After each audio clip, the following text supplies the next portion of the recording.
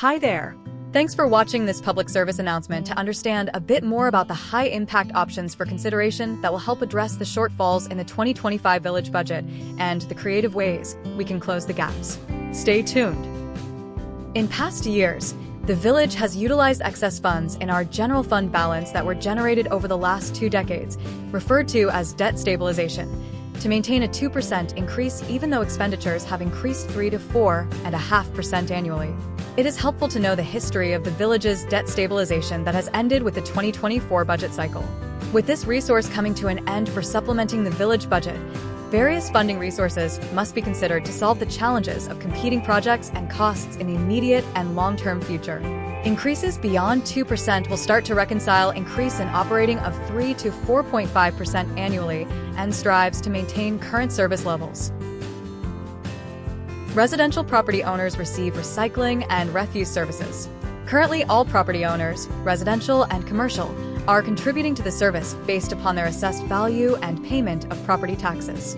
Providing a line-item recycling refuse user charge of approximately $150 on the tax bill for residential properties, 1, 2, or 3 unit parcels that use the service allocates the expense directly to those who benefit from it. The village currently subsidizes composting for approximately 350 residential property owners by contributing $1.20 per pickup.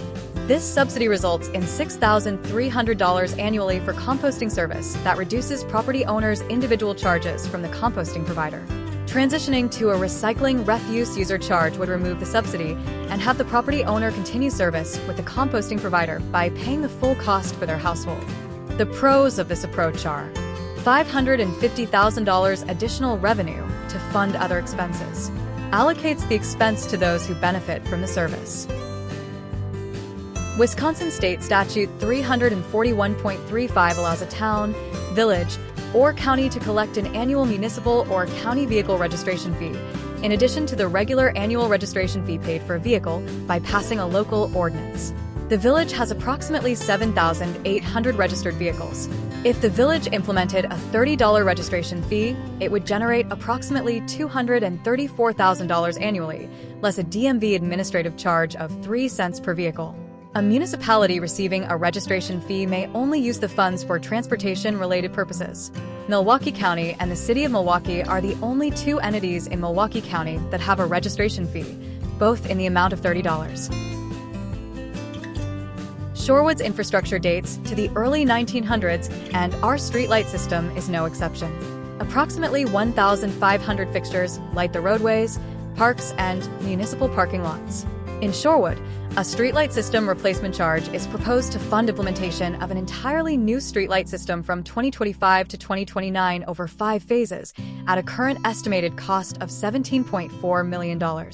The charge can be implemented equally across all parcels or by units, 1 unit for residential, and a weighted scale for commercial based upon assessed value to account for retail, office, and rental units assessed as commercial. A streetlight system replacement plan was presented to the Village Board in May 2023. The plan recommends a phased replacement of the existing system, including wiring, control cabinets, poles, and fixtures. The plan identifies 5 project phases with construction to occur over 2025 to 2029. The charge would be in effect for 25 years, the period required to finance replacement of the system. The charge will be updated annually to reflect current interest, design, and construction costs. For 2025, the residential fee per parcel is estimated at $153, pending remaining costs incurred to conclude design of Phase 1 this year. Commercial parcels would increase the number of units paid, estimated at $153, based upon value. The pros of this approach are $17.4 million in additional revenue to implement a new system over a 5-year period. The charge revenue directly funds the improvements over a 25-year period of the bonds used to fund the system replacement. Public safety as well as worker safety are the 2 strongest justifications for updating the system. Due to aged infrastructure, including reliance on direct buried cables, coupled with splices and handholds for the wires that are in poor condition, the system experiences intermittent outages affecting entire neighborhoods. Outdated panels, some dating back to 1971, lack essential safety features, posing electrical hazards.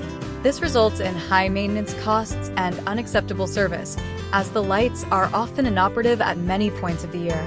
A new system will also enable the use of LED lights, and in doing so, the village will realize an energy cost savings. We have already seen an electrical cost savings for the light fixtures installed on Capitol and Oakland Avenue last year. Residential properties defined as 1, 2, and 3 unit parcels pay 1 unit, or an estimated $153 per parcel. Tax-exempt property owners pay 2 units, or an estimated $306 per parcel. Commercial property owners pay units per parcel based upon building value, reflecting distribution of the fee among the community that benefit from the improvements. The parking utility includes the cost for managing the village's overnight parking lot permit program, maintenance costs associated with the pavement, markings, and winter snow ice removal, and a quarter of the police civilian staff salary and benefits for enforcement of the lots. The parking utility has accumulated reserve funds for lot resurfacing or the acquisition of additional public parking lots as may be needed in future years. The 2020 Transportation and Parking Analysis provide recommendations that have significantly changed the overnight parking permit process. As a result of the study, the village no longer facilitates parking permits on private lots, leaving 2 lots for public parks, River Park and Hubbard Park, and 2 lots on North Oakland Avenue that primarily provide parking for commercial, multi-unit buildings that were constructed without off-street parking. A pro of this approach is $475,000 in additional one-time revenue for the 2025 budget. The village could use a portion or all the funds in 2025. The drawback of this approach is that it is a one-time revenue that helps one budget year, only to leave the same revenue gap for following years. It also depletes funds for parking lot improvements, the largest of which is reconstruction of the lots. If the utility does not fund the maintenance and reconstruction, the general fund will need to expend funds, increasing the levy.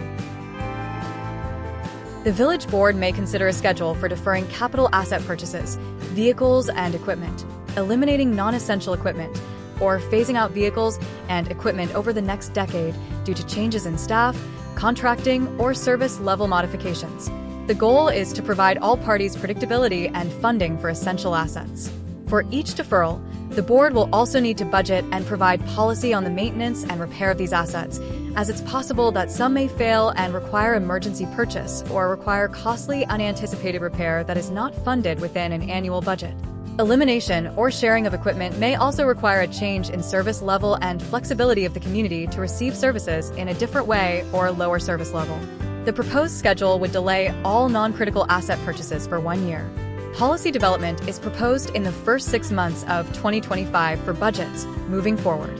A pro of this change would be allowing the opportunity for the board, community, and staff to thoughtfully craft policy with input from all 3 stakeholder groups that will assist in providing a predictable capital asset replacement schedule for further refinement of the village's annual long-range plan. A drawback of this approach is the delay of purchases for 1 year, which may increase maintenance costs. Additionally, it is not a sustainable option unless a capital asset policy is developed and implemented for future budget years. Thank you for your interest and for watching the public service announcement. We look forward to your continued participation in this process. Please visit villageofshorewood.org/letstalk to learn more.